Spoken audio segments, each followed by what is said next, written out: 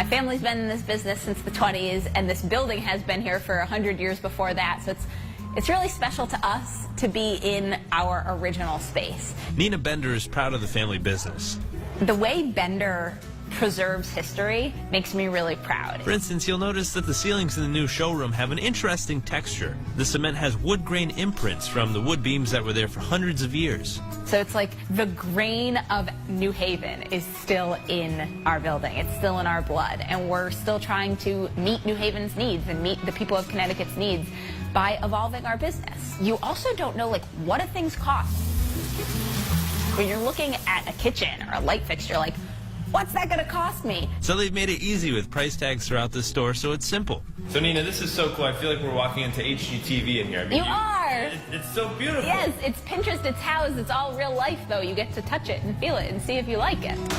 It's nice to see your dream kitchen on TV, but can you take those risks in real life?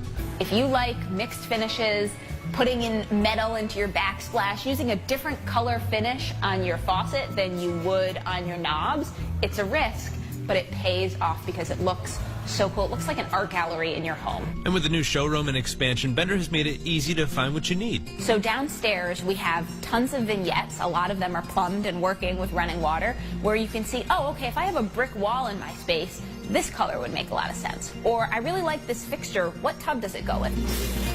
And we also wanted to give people the opportunity to try the product. Right. Maybe not the toilets, but how about how about the shower? Right, that's a little better.